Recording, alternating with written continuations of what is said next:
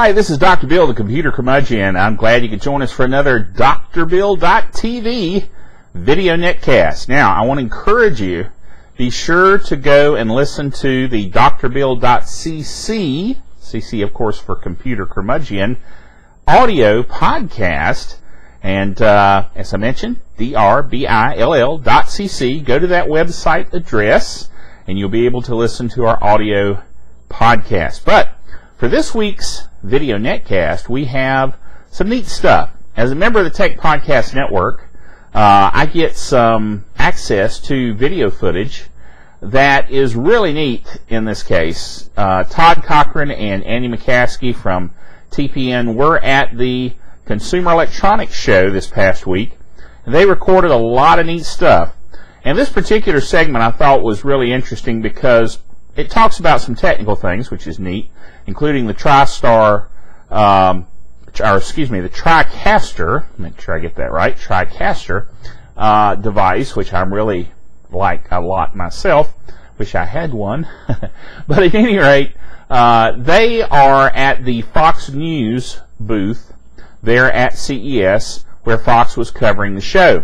And it shows both the technical aspect of the difference between a major network covering a show like this and podcasters covering a show like this, and then also shows a little bit about what it's like to be at a CES. You know, they're there in the convention center, you can see what's going on, and at one point Todd is like, I'm just tired, I'm going to sit here, but then very shortly thereafter Fox wants to interview him because the Geek News Central podcast, which is Todd's podcast, was basically one of the top 10 podcasts out there. So anyway, it's just neat to see the video from CES and get a kind of a feel, a little flavor for the show. If you've never been to this kind of convention, I think you'll really find it interesting. So let's watch that video right now. Well, here's some continuing back channel coverage for Tech Podcast Network. We are still in the South Hall, but we're at the entrance from one level to another.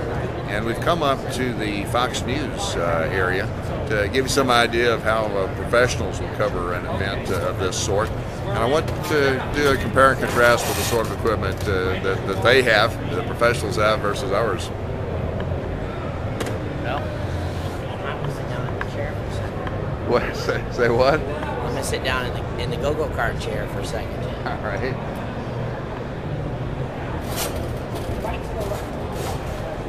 Right against the wall. You don't need to go in.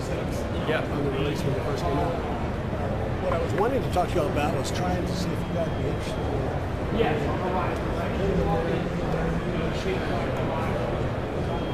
You can just see the amount of equipment that they have here. This is a small unit called a Tricaster that I'm not familiar with, but Dave and Paul are very familiar with.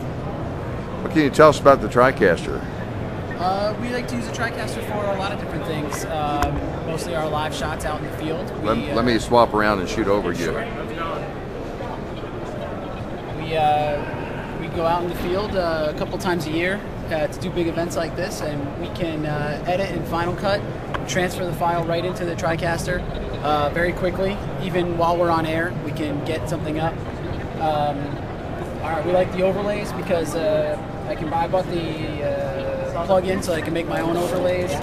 But if we had a guest at the last minute, I can just go in and change the name on an overlay and get them ID'd real quick without any problems. How long did it take you to set up the studio that you have here?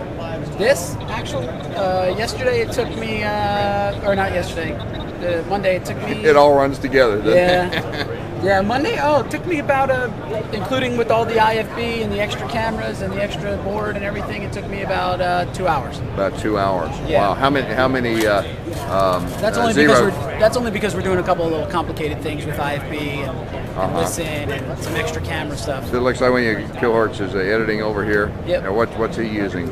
He's using just an old-fashioned Beta deck with a Miranda converter box. Okay. Firewire, so he's taking everything TV25.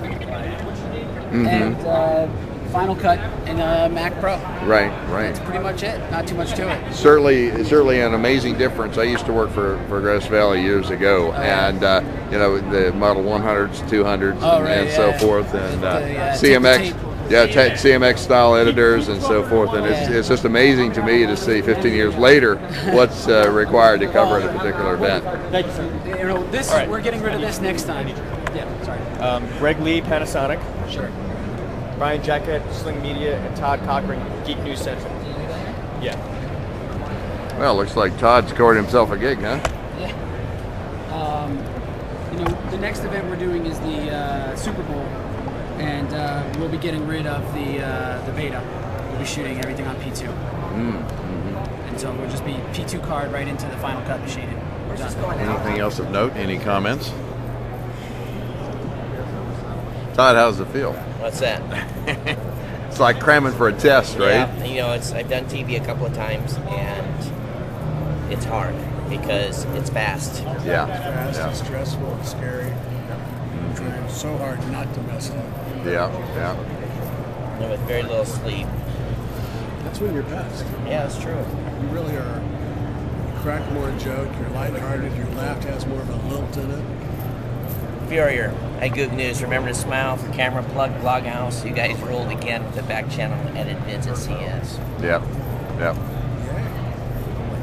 Okay, why don't you sign off here from the back channel, Todd? FoxNews.com. Of course, you won't always see it. It'll be already up. Look at the video. Well, I hope you found that video interesting. I sure did. I enjoyed it. And kind of, you know, I have mixed feelings. Part of me says it'd been nice to have been at CES. Part of me says it's a lot easier to have coverage from CES delivered to you, as we did this past week on the drbill.cc website. If you go to www.drbill.cc, you can watch right there embedded in the blog some of the reports that Todd and Andy did for the Tech Podcast Network there at CES. So I'd encourage you to check that out as well. And join us again on the next drbill.tv. Until then, remember, the doctor is out of here.